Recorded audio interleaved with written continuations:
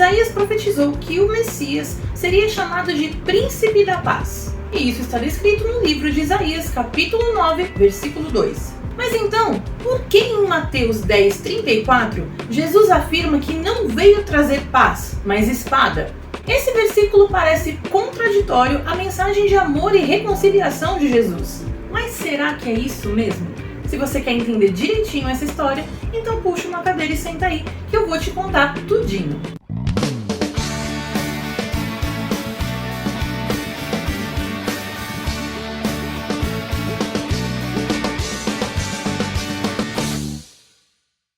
Para a gente entender direitinho o que Jesus quis dizer, precisamos primeiro observar o contexto. Na ocasião em que disse essa frase, Jesus estava preparando os seus discípulos para a missão de anunciar o Evangelho. No capítulo 10 de Mateus, ele fala de perseguições, rejeições e dificuldades que os discípulos enfrentariam.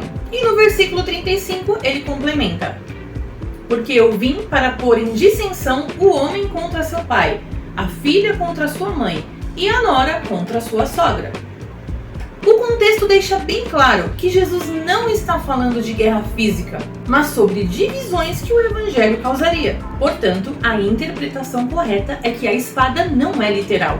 Jesus não estava em momento algum incentivando a violência. Em João 18:36 ele afirma: o meu reino não é deste mundo. Se fosse, os meus servos lutariam para impedir que os judeus me prendessem.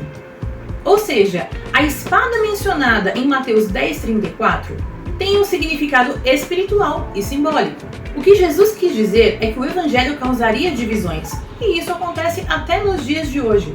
Quando alguém decide seguir a Jesus, pode enfrentar rejeição e objeção até mesmo da própria família. Portanto, ele sabia que muitas pessoas que se convertessem enfrentariam resistência de parentes e de amigos. A verdade do Evangelho confronta o mundo, e ele estava preparando os discípulos para viverem esses conflitos. Então Jesus não é o príncipe da paz? É sim, a paz de Jesus é diferente da paz do mundo. Isso fica muito bem claro no texto de João 14:27.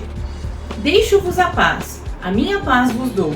Não vou-la dou como o mundo a dá.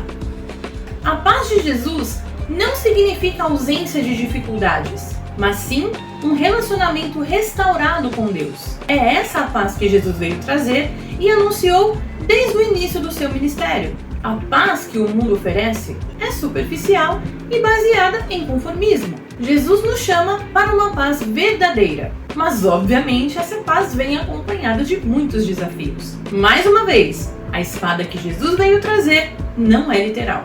Mas então, como eu vou saber quando interpretar a Bíblia literalmente e quando não? A teologia nos ensina que a Bíblia deve ser interpretada conforme o seu gênero literário e contexto. Textos históricos, como Gênesis, Êxodos e Reis, devem ser lidos como narrativas de eventos reais. Textos poéticos e metafóricos, como Salmos, Provérbios e partes dos profetas, usam linguagem figurada e simbólica. Parábolas como as de Jesus, por exemplo, não devem ser interpretadas literalmente, pois são histórias ilustrativas. Não podemos nos esquecer também das figuras de linguagem, porque a Bíblia tem muitas delas. Quando Jesus diz "eu sou a porta", por exemplo, ele não está dizendo que é literalmente uma porta, mas que é o caminho para Deus. Da mesma forma, no texto de Mateus 10:34, a espada é simbólica, representando o efeito divisor do Evangelho. Temos que tomar muito cuidado para não cair naquilo que a teologia chama de fundamentalismo, movimento que defende uma interpretação literal da Bíblia. Os fundamentalistas acreditam que as Escrituras, por serem infalíveis, devem ser lidas e seguidas exatamente como estão, sem levar em conta contextos históricos, literais e culturais.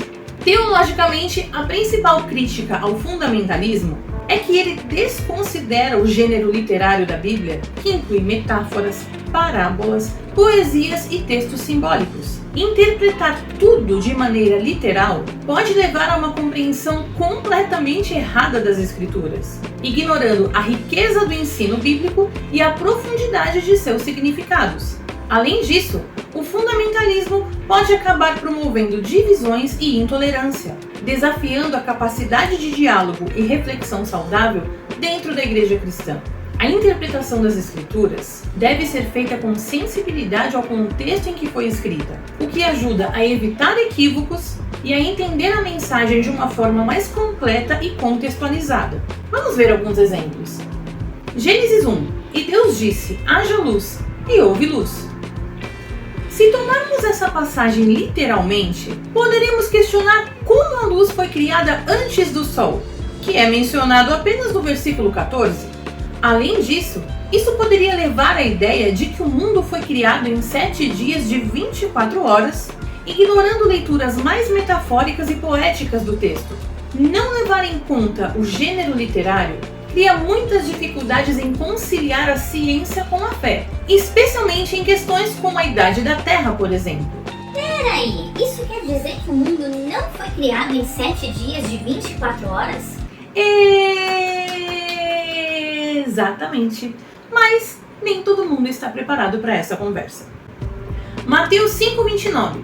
Se o seu olho direito te fizer tropeçar, arranque-o e lance-o fora de você. Imagina se todo mundo resolvesse interpretar esse texto de forma literal. Eu iria mudar de profissão e vender tapa-olho com toda certeza. Jesus estava utilizando uma linguagem hiperbólica para enfatizar a importância de evitar o pecado e viver de uma maneira pura, não propondo uma ação literal de mutilação. A lição aqui é sobre cortar aquilo que nos leva ao erro e não sobre causar dano físico a nós mesmos. 1 Coríntios 14, 34 e 35.